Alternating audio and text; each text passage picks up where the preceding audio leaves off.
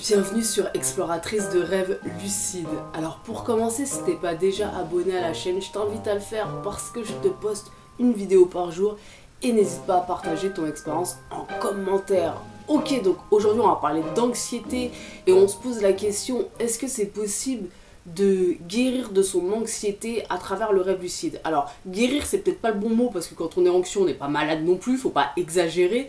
Mais en tout cas, est-ce que c'est possible de vraiment de transcender son anxiété, que ce soit une anxiété sociale ou que ce soit une anxiété, que ce soit du stress que tu peux avoir dans ta vie, quand tu vas au travail, quand tu vas à l'école, quand tu as des examens, quand tu dois même aller, je sais pas, en magasin, dès que tu dois discuter avec quelqu'un, quand tu dois passer un coup de fil, peu importe en fait les situations dans ta vie qui te créent de l'anxiété, ou alors quand tu dois aller ou faire quelque chose que tu n'as jamais fait de ta vie, peu importe en fait. Mais est-ce que c'est possible à travers le rêve lucide d'aller au-delà de cette anxiété, de guérir quelque chose, de libérer quelque chose en soi pour ne plus se confronter et se heurter à cette espèce d'anxiété qui est paralysante parfois dans notre réalité ordinaire finalement? Donc déjà clairement la réponse pour moi elle est oui.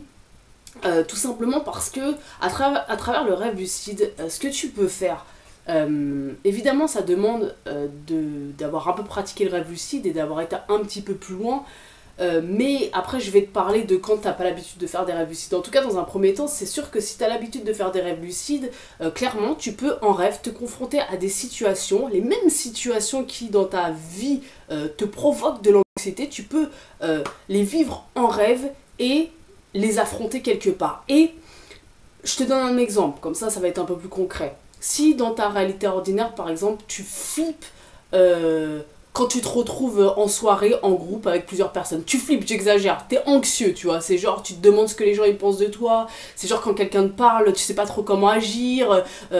Tu te poses la question de savoir ce que tu dois dire après. T'as peur des blancs, par exemple, quand tu parles à des gens que tu connais pas bien. Enfin, t'es pas super à l'aise, quoi. Tu fais peut-être semblant, peut-être que tu donnes le change, mais en tout cas, t'es pas forcément super à l'aise à l'intérieur. Parce que c'est pas parce que ça se voit pas, l'anxiété ou l'anxiété sociale, plus précisément, qu'on l'est pas.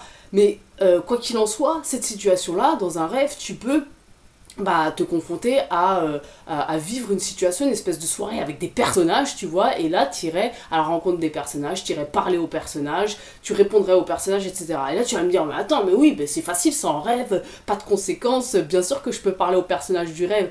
Mais là, ce qui nous intéresse dans cette affaire, c'est de s'accrocher aux sentiments que tu vas ressentir dans ton rêve quand tu vas être face au personnage. Quand tu vas être face au personnage et que tu vas, dans ton esprit, il y a comme, dans ton corps, à l'intérieur de toi, tu sens comme quelque chose de très libre, parce que tu sais que tu es dans un rêve, parce que tu sais que tu te dis que les personnages vont pas de toute façon te juger, quand bien même ils te jugent, les personnages, ils ont cette aptitude à te juger, t'en as rien à foutre, en fait, t'es dans un rêve.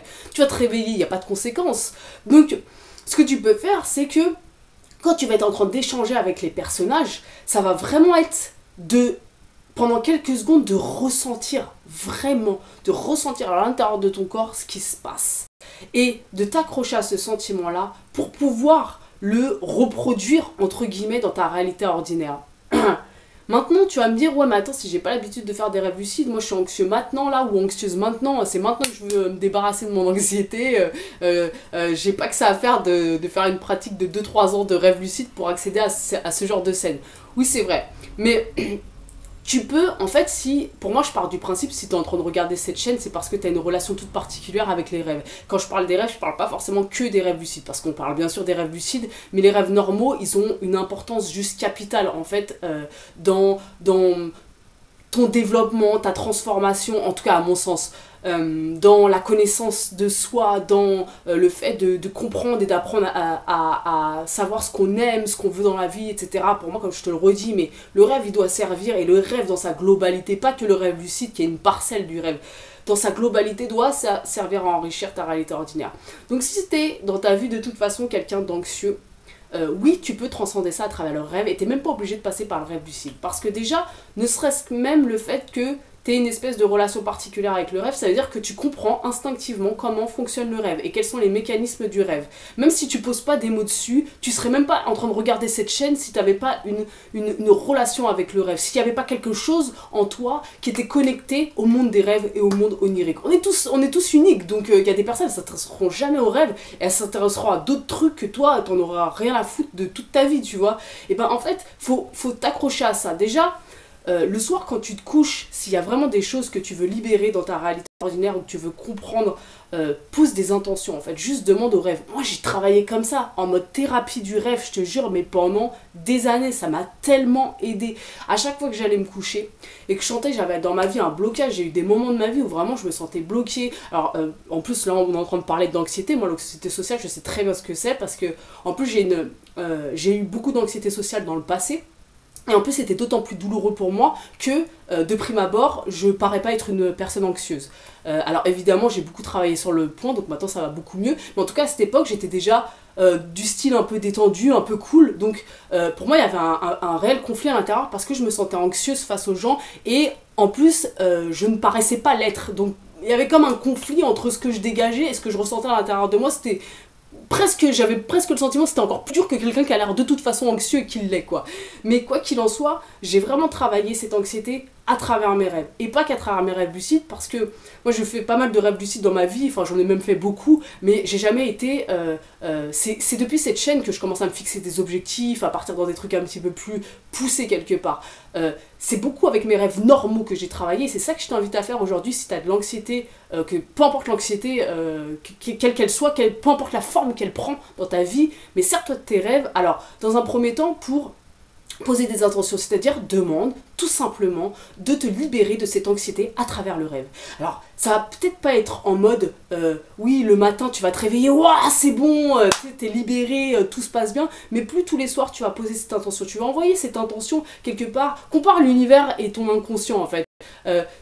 En demandant à l'univers de te libérer ou de t'aider à te libérer de cette anxiété, c'est un peu comme si tu demandais dans ton rêve lucide à ton inconscient de t'aider à te mettre face à certaines choses, de t'aider à te libérer aussi de cette anxiété. Quoi qu'il en soit, en simplement demandant tous les soirs, en réaffirmant le fait que tu as vraiment envie de te libérer de cette anxiété, tu vas voir qu'avec le temps, sans même que tu t'en rendes compte, tu vas avoir des situations qui vont se présenter à toi, qui vont te permettre d'avancer d'un pas, et puis un petit pas, et puis comprendre des choses, certaines prises de conscience, et puis certaines situations, et ça va se faire comme ça petit à petit, c'est comme un chemin qui se déroule, et souvent on cherche à ce que les choses se fassent de façon brutale, entre guillemets brutale.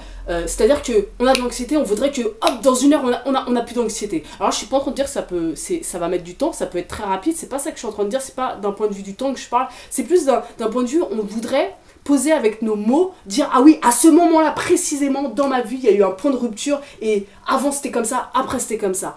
Mais souvent, ça veut pas dire que ça se passe pas comme ça, mais souvent ce qui se passe, c'est que ça se passe progressivement. Ça se passe tellement progressivement que parfois, on sait même pas à quel moment ça a commencé à se libérer, on sait même pas à quel moment il y a eu un vrai changement, on sait même pas à quel moment il y a eu une vraie transformation parce que ça se fait dans la durée finalement.